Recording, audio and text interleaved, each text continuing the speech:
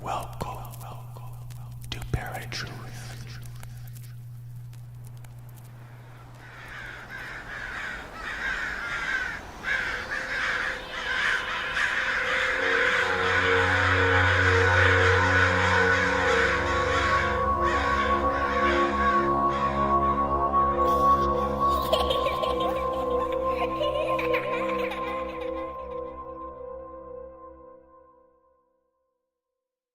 What's going on, ParaTruthers? Welcome to another episode of ParaTruth Reborn. My name is Justin. And I'm Eric. And this is a pre-recorded episode on 107.7 FM New Orleans and United Public Radio Network. And tonight we're super excited. We've got a very awesome guest coming on with us, Ella Djalili-Thain. I hope I pronounced that correctly. Ella is a Chinese medicine student who has been trained in the art of channeling life force energy, Qi, to perform healing on physical, emotional, and spiritual levels. After a deeply profound spiritual awakening in 2021, she developed a strong interest in all things consciousness and began practicing meditation and Qigong to enhance her clairsentience, clairvoyance, telepathy, and astral projection abilities to explore different perspectives of reality. So without further ado, let's go to the line with Ella.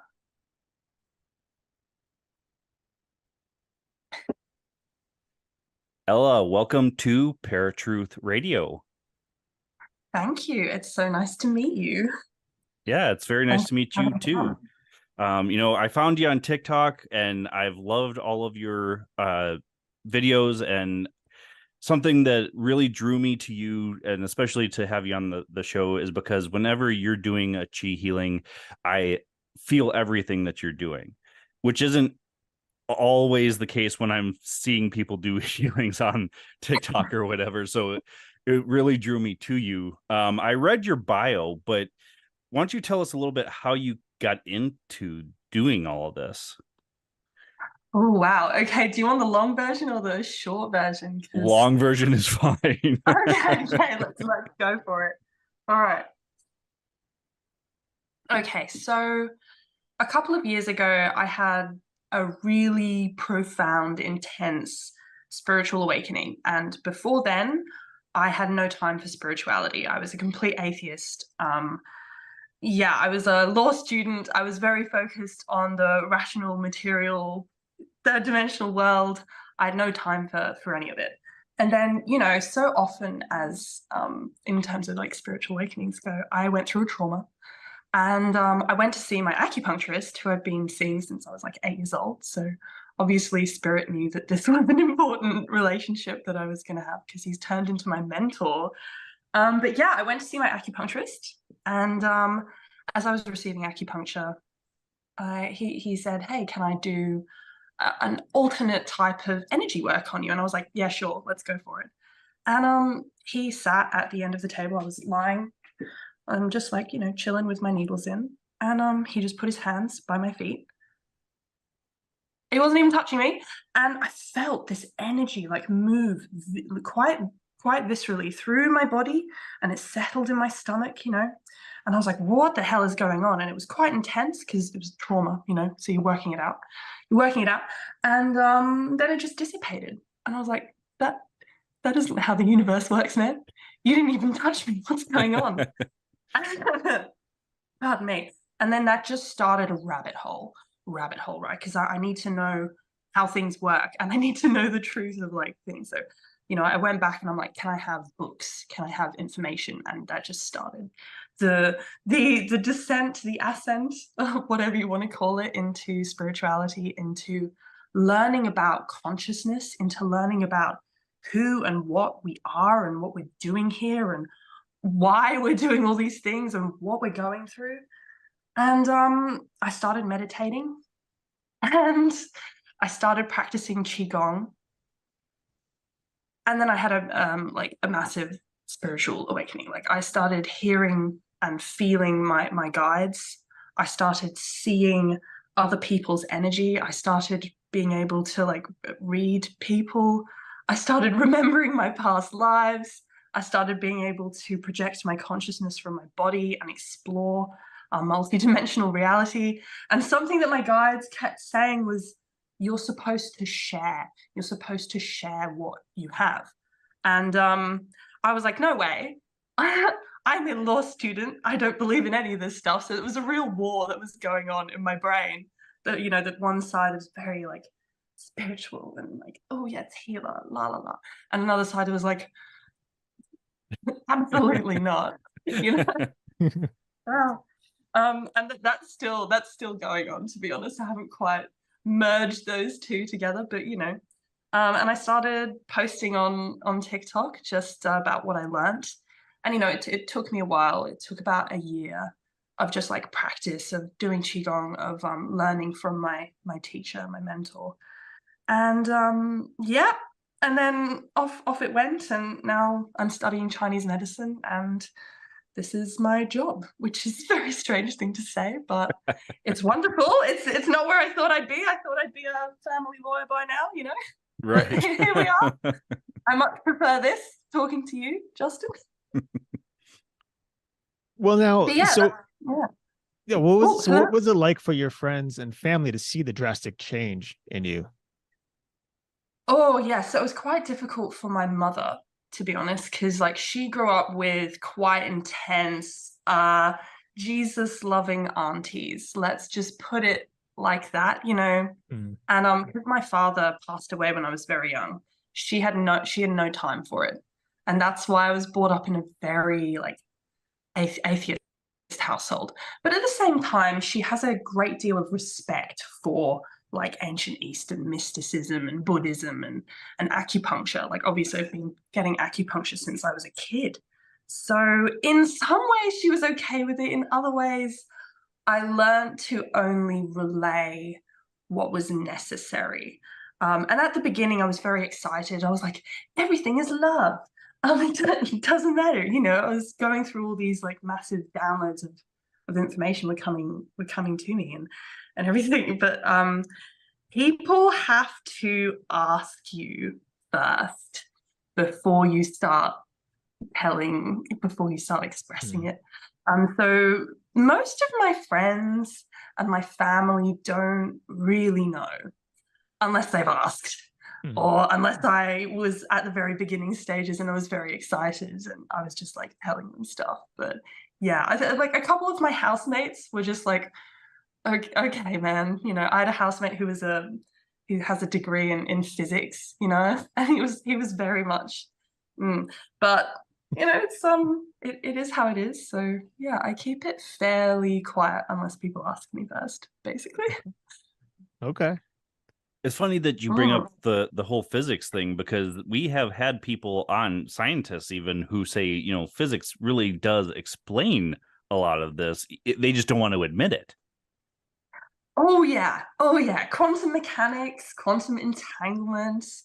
When you get down to the very atomic level, there is a massive merging of ancient mysticism and you know, modern day quantum physics. I got ChatGPT to write me a great essay about it once. That was fantastic. But yes, like this fundamental building block of reality, Qi, which is what I'm learning about in my classes, like moves throughout everything around us, and everything around us isn't even like solid matter. It's just like Qi interacting with energy, which turns it into physical objects. And then there's yin and yang, the opposing.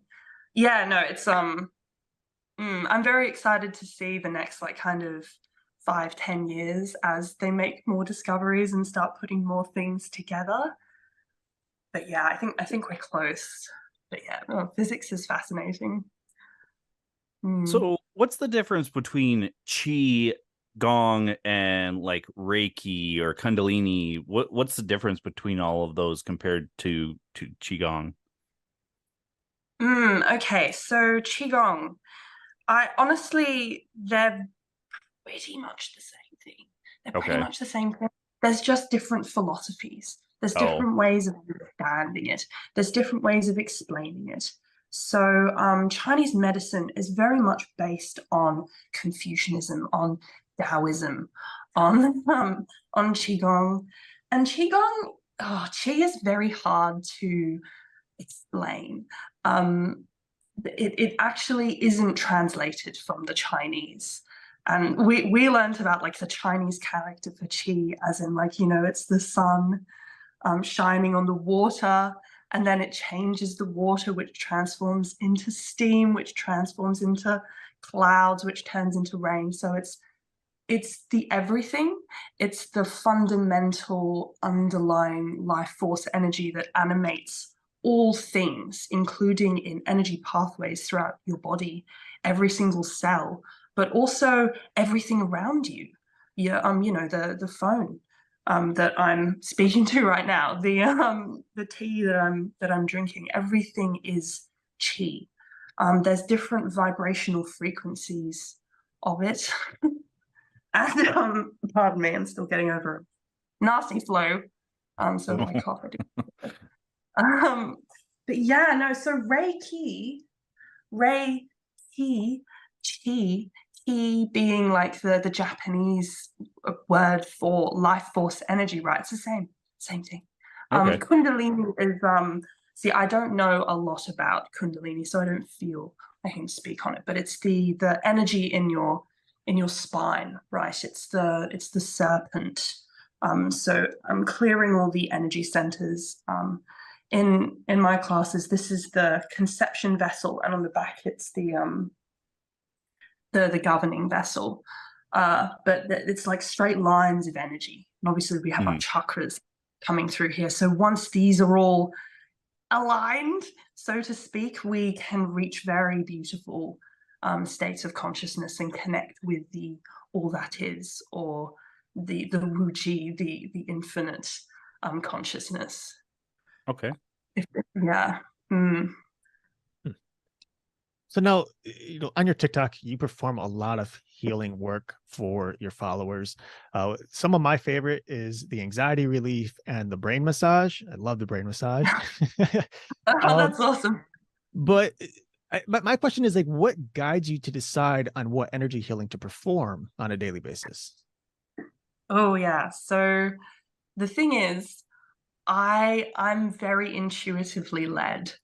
When I do my videos, nobody sees this, but I go through a lot of preparation. So I do 20, 30 minutes of Qigong to balance myself, to become the best like channel for energy that I can be. And then meditation as well, just to calm and quiet the mind. And I connect with my guides, who are I connect with various guides. And then I channel the energy, and the hand movements, very intuitive. I have a very vague idea about what I want to do. So if it's for anxiety, if it's for calming, then this will go to specific meridian pathways, acupuncture points to calm anxiety. And that's your heart and your pericardium line, probably stomach, spleen, but it's going to be different for different people because Qi is intelligent. It will go where it needs to go for your greatest good. And, if I'm doing like brain massage, that will, calm all the points on the head. Like, you have so many acupuncture points on your head, on your face, so I'm just stimulating those energetically. Okay. But with help from my guides who know what they're doing. Oh my God, they're great. But yeah, I'm just the channel, half the time I don't even know what I'm doing. I'm just very much giving over to let them do what they want, which is very it's a weird thing to say, but it's true. Right. Well, now, so something else that you always do every episode video is you ask for that before performing. You always say, make sure you're consenting. A lot of the discussions you've had with other people, psychics, mediums, even people who practice various types of spiritual crafts, they say that they can project energy on people without the person's permission. So is that something that you do just because you feel like it's necessary, or is it actually necessary in order for the energy healing to work? Oh, it's absolutely necessary for the energy healing to work. Mm. It's the number one rule, really, that I was taught, is you have to have people's permission to perform energy work on them. That's just the way I was taught. I have seen other people like put consent into the healing, which I find like quite fascinating. But for me, you are your own being. And I'm my own being, and you have free will.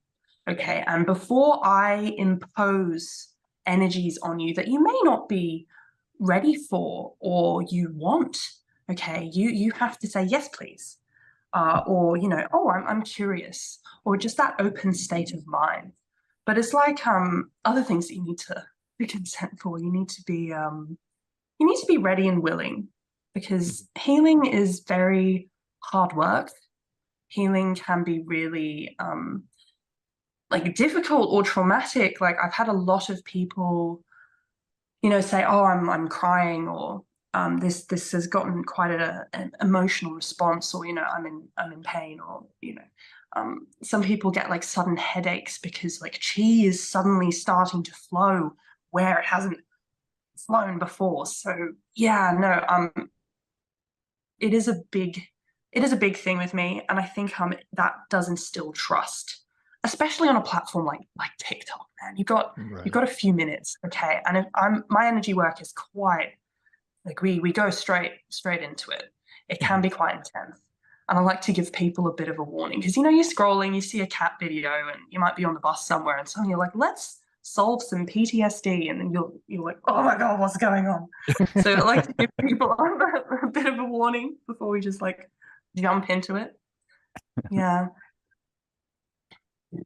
Well, something I really love about your videos is that you giggle, or you enjoy what you're doing, and it's almost like you're watching yourself, so you react to yourself. So that always gets me every time when you giggle or laugh or something. But something that I always see, I'm sure all of your followers do, is the visceral reaction that you have when you're doing energy work. And I know there's going to be those skeptics out there that say, you know, well, she's not doing it to one person, how she can be feeling anything, or you know, you're doing it over the internet, how can you really be feeling anything? So I would love for you to kind of explain that part of it, especially doing it on a platform like TikTok. Oh yeah. No, first of all, I love having fun with it. I don't think it always has to be super serious. You know, you can talk to people. And I like doing that. That's just my way of doing it. Oh yeah, okay. All right. So this is really hard to understand from a third dimensional perspective, the perspective that we're in terms of like transmitting that energy. But basically, chi operates outside of what we understand as space-time. Okay. So, you know, 1, 2, 3 dimensions, space and time are a thing, and we're walking through linear time going la-di-da. But 4th dimension to 9th dimension, these things don't really, they're just different frequencies. Okay. The most important thing is the intent and the consent. So I intend to send healing energy. Chi can be recorded behind a camera. There you go. And as long as I intend to send the energy and you consent to receive the energy, the healing will happen. In terms of how it works, so we're all made up of chi, fundamentally, and also separation is kind of an illusion. We're actually all like one being in the higher frequencies of reality. So I attract certain energetic frequencies that are probably more ready to receive that kind of energy. You come across me on a TikTok, You're like, oh, this seems fun, I'm going to stay. And you receive energy healing. And this is overseen by the universe, by my spiritual guides, by your spiritual guides. So it's a whole process. But yes, operates outside of space-time. You come across it when you're supposed to come across it. And yeah, it's a strange thing, but there you go. Well, no, when it comes to energies and frequencies, and we know that it's scientifically proven that the earth and various things on earth vibrate at different frequencies. Is one thing that we often come across are people, and ourselves included, where we feel certain emotions or certain energy frequencies based on certain events happening. So something like a solar storm, which is happening today in our atmosphere, but also like solar eclipses, lunar eclipse, things like that. How, well, one, have you seen any of those type of things affect the way your energy performs as you're trying to heal people? And if so, in what way, negative or positive, does that affect you?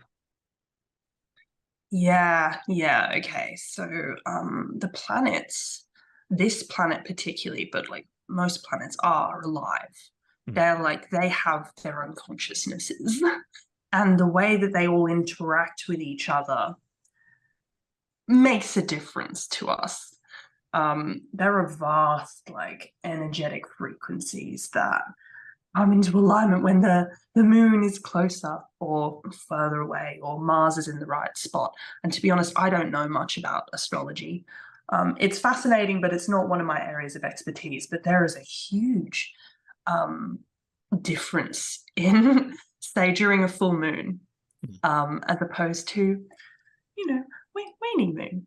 And it seems like the veil between this dense physical reality and the other frequencies is much thinner, and the energy can be more powerful depending on the particular cycle that the earth is going through. So the earth is like a living organism, so to speak, and we're all cells. We're all individual cells. We're all doing stuff.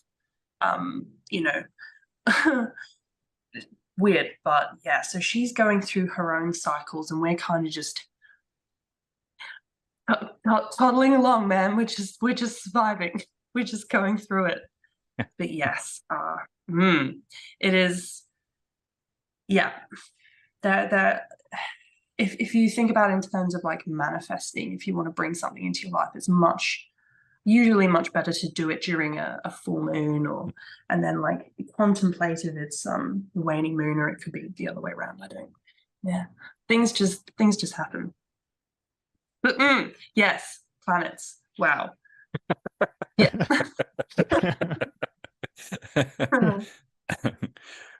Well, something you brought up before Eric's question was that, it's our guides that bring us to each other, especially on a platform like TikTok. Now, Eric and I have had this conversation. I've had this conversation with a couple of other people about it being more the algorithm than it being something spiritual in nature. One thing I can attest to, though, is for a while I wasn't seeing many of your videos, and then all of a sudden they started popping through my feed again. So I'm like, no, it's not just coincidence. It's not just the algorithm. I obviously needed the healing again for you to be coming across my feed again. Yeah, it's a weird interplay, isn't it? The old algorithm. Yeah. I think people can really get twisted up about it. Particularly, like, I do a few curse videos. I mean, we can talk about what curses are if you want, but a lot of people, if they stay for something like that because it grabs them, and then they see more curse videos, then they wonder if they've been cursed, and it freaks them out. I don't do as many videos like that anymore for that reason. And I think in that case, the algorithm can kind of mess with your mind, but everything happens for a reason, I found, even if we can't understand why in this perspective. So someone who's seeing like a lot of curse videos, may have absorbed a lot of negative energy, or they're just going through a hard time. And spirit, the universe is saying, oh, they need some healing energy. Mhm. Okay, so you'll see a lot of healing, and that will help with whatever is going on, whether or not it's a curse. People are drawn to curses. People are like, oh no. Most of the time, they're not that bad. It's fairly chill, unless it's other things. But so at a higher level, at a frequency where our guides are working from, which is from fifth density or fifth dimension, they can see what's going on. They go, oh, okay, so maybe that'll grab their attention, and then it'll hold it, and then they'll see a few more things, and suddenly they'll find that this toxic cluster of energy has been massively dissipated just from a little bit of energy work. But like your third dimensional self is going, oh man, I've been cursed. Like, who's cursing me? It's no fun. Don't do that. Yeah. Well, most people don't realize that we're cursing each other more times than we realize, though, too. All the time, man. All the time. You know, you flip someone off in traffic and you just sent a little thing of negative energy. Right. You get into an argument with, I don't know, your boss at work, and you're like, oh, I hope you trip over. That's the thing. These thought forms are energy, right? And energy can be sent. I'd say around like 5 to 10% of the population is psychically powerful enough to send that negative energy to you. Like, and it's very good spiritual hygiene, really, just to get to the end of the day and cleanse your auric field of anything that you might have picked up. Mm-hmm. But also, if you are compassionate, if you are empathetic, walking through a crowded place full of stressed people, if you're walking past people in suffering, homeless people, oh my God, you absolutely absorb like really, really dense frequencies. And that's just part and parcel of being on this planet at this point in its history. There are a lot of very dense energies, a lot of suffering. And if you're a compassionate soul, you absorb that stuff. I know I do. I know I do. And you coming home at the end of the day, you need to wash that off. You need to cleanse that off you.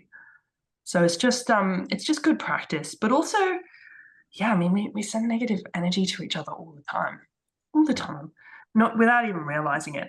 Of course, there can be like ritualized things that you can do, and certain ingredients and everything, and you can send like energy to people, and that is more potent, and it can be extraordinarily damaging. One of my clients, oh my God, his grandfather was like a bit of a player, okay, a little bit of a player, and he got on the wrong side of a practitioner, and she cursed his whole family, and they had been beset with like tragedies for generations, you know. And I kind of like dove into it and healed it. Thankfully, it was within my capabilities to do so, but that was really complicated. It was really like messing with several energy centers and completely changing their perception of how they view themselves. And if you believe you're cursed, wow, you truly are. Like, we can be our own worst culprits here. But yeah, like very positive feedback from after that healing session. So like within a certain amount, I would say like all of these things can be healed because they're dense frequencies. And when they come into contact with higher vibrational energies, like the things that I channel, it can be kind of transmuted, it can be recycled. But yes, I mean, if you've got a practitioner who's like consistently sending you stuff and they can feel when you've cleansed yourself and then they just keep going, then that can be pretty intense. But most of the time, it's not that. And I do try and explain that to people, but yeah, it can be a bit scary. Well, now, fear is probably one of the things that plagues humanity the most. It's one of the strongest feelings, and I see people time and time again who think of negative thoughts, or they something negative happens on TV or whatever, and they're just like absorbed by it. That's especially here in the US. You watch the news, you're not getting any lighthearted content. It's all just tragic. And I know so many people who are just depressed all the time. And the thing is, like, energy is very magnetic. So negative energy will always attract more negative energy. And positive energy, I mean, I guess it depends, but I find like positive energy is kind of like a cleansing energy. And so clean things often get dirty throughout the day, which is why you have to re-cleanse yourself at the end of the day. And it doesn't quite work, the opposite way. But when it comes to you like healing curses or people who have negative energies, I'd imagine some of these energies are both energy in and of itself, but also maybe negative entities who may bring on these energies. So do you ever find that when you're trying to help these people that you end up getting fight back from these energies or these entities that may be attached? Oh, that's such a great question. Oh man. Okay, so yes, there are an incredible myriad of entities out there, like anything that pervades our human psyche collectively exists in the astral realm, and then some. All of these entities have varying levels of morality, and they also need to eat. And they see us and they say, fear provokes this like strangely delicious energetic reaction. And if we just prod that a little bit, yummy. Basically, or for other reasons, like it's very hard to understand them sometimes, because we're just chugging along in our little third dimensional, and we're not aware. Most of the time we're not aware. There are definitely like beings that will hone in on people who are suffering badly and just feed off of them, and that's nasty. But I have come across them. Most of the time they're fairly chill. Some of them have been pretty terrifying, but I've been able to kind of maneuver my way out of it. I don't want to toot my own horn here, but my higher self is pretty freaking terrifying, and when I'm in my astral form, so to speak, I kind of merge with her, and there's a certain amount of respect that goes on. The only client I've found who had like a jinn, like a genie, whatever you want to call them, that was harassing her like quite badly. I came across it with my astral self when I looked into her energy, and that was kind of the first time I've kind of met one-on-one. We had a little conversation. I basically said, look, are you harassing her for, I don't know, shits and giggles? And he was, yeah. I was like, can you stop, please? And he was like, yeah, all right. Off he went. It was weird. But yes, then there was like the follow-up, and that was about teaching her to raise her frequency so that he wouldn't be interested in her anymore. Because all of these, particularly entities that feed off of your fear, are just as lost as us.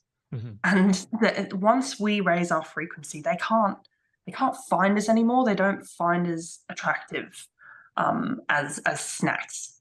So what we can do is, if we ever come across them, people worry about like sleep paralysis demons or things like that. There's usually just lower level astral entities that want to have a chow down, or whatever other reason. If you greet them with respect, but firmly, and say, hey, thank you for the work you're doing, because I know you're integral to the wider forces of creation and destruction in the universe. I'm not scared of you, and I greet you with love. You're raising your frequency, and they won't have much interest in you, and they'll usually leave you alone. Usually. Yeah. But I mean, there are pretty, those are lower level. There are some, there are other entities out there that are pretty terrifying. I remember once when I was first going through my awakening and becoming aware, there was this massive like serpent like creature in the clouds, and it started like looking at me and was like, "Oh, you know I exist." I'm like, "Yes, I do." "Oh God, you're kind of ominous." And I kind of just turned my attention away, and I just went on its way. And I was like, "Oh my God, that was a lot." So obviously this doesn't, it doesn't. Ugh. But if that happens, the best advice I can say is like, thank you for the work you're doing, because in the higher frequencies, good and evil, yeah, we're imposing our morality onto it, and morality is very variable and doesn't, good and bad. It's more of a pure dark and pure light, and you can't have one without the other. So you thank them and say, I know it's integral and the work you're doing is good, but I'm not interested and I'm not a good snack. And you just raise your frequency and you leave them be. If that makes any sense. It does. So I've wanted to try this for a long time, astral projection. I know when we dream, there are times that we're astral projecting, and I know of other people that have done it, including yourself, but I've always been afraid of what might happen doing it. Is there anything you can say that would kind of alleviate those that are want to do it, but they're worried or afraid of doing it? Okay, if you are afraid, don't do it. If you have fear, don't do it. Astral projection can be incredibly wonderful and meaningful, or it can be completely terrifying, depending on your state of mind, because you tend to send yourself to places that match your frequency. So if you're able to like project your consciousness and you're still in a bit of a state of, you're a bit like freaked out, that's really hard for one. So like, congrats if you can, but you can go to pretty terrifying places. If you're after like a really solid Bible, if you like Journeys Out of the Body by Robert Monroe, absolute classic. When I first went to my teacher and I was like, I want to astral project, he was like, you read this first and then you can practice. So you need to work on like eliminating fear. And there are ways that you can do that. You can put yourself in a positive state of mind. You can cleanse your auric field of negative emotions, so to speak. You can surround yourself in protective, loving energy. You can attach a cord to your body so you can always find your way back, and you can ask for guides to help you explore the different frequencies that you find yourself in. And you can also ask to speak or interact with entities that are a similar vibrational frequency to you or higher. You can speak to whoever you want, really. You can interact with all sorts of interesting characters, and wow, it's so hard to explain. Like the conversations that you have or the places that you go, because again, time and space, man, they're not real. They're fake news. They're fake news. Right. Like I've been on journeys and like met wonderful beings, and it's felt like I've been there for many days, and then I come back to my body, it's been 25 minutes. I'm like, oh, man, that didn't just happen. Yes, it did. But Robert Monroe's like he's wonderful. Like, if you're interested, start doing the Gateway Experience. It's on YouTube. Okay. Just that will teach you the kind of state of mind, the kind of Zen meditative state of mind that you should be in to learn to separate your consciousness from your body, and then it's consistent practice. and patience. It took me many months before I was able to do anything. Some people can just do it. My ex-girlfriend would be like, did I leave the oven on? I need to go and check. And she would just bloop and go and check and come back. No. I was like, oh, Jesus. All right. Whereas I'm like, oh man, I'm struggling through, I'm 6 months in and I'm still getting there, but everyone can do it. It is possible for absolutely anyone.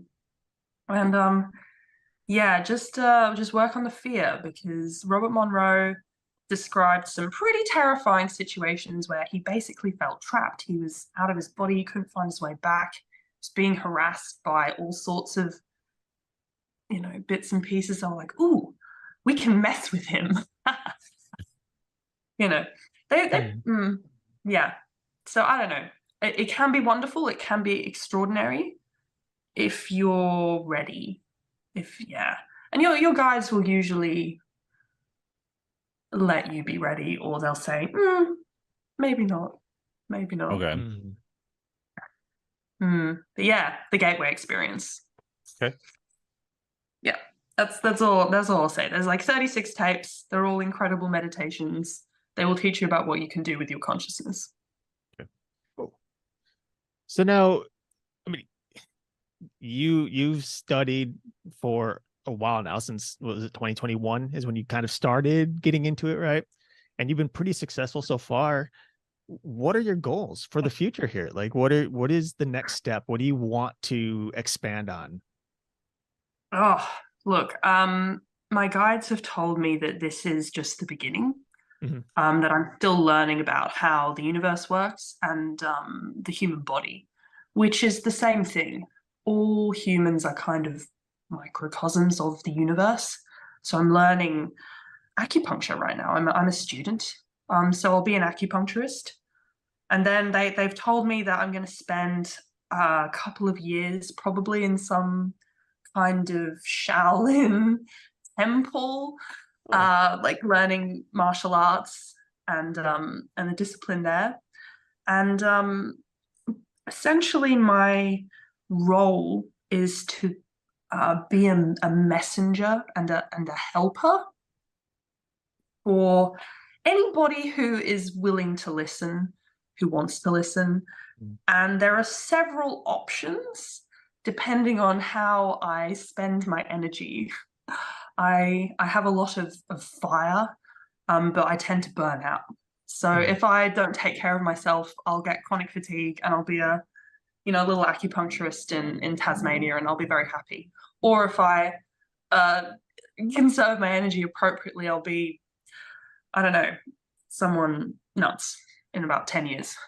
That makes sense. So we should reach out in 10 years and see where you're at. Yeah, and I'll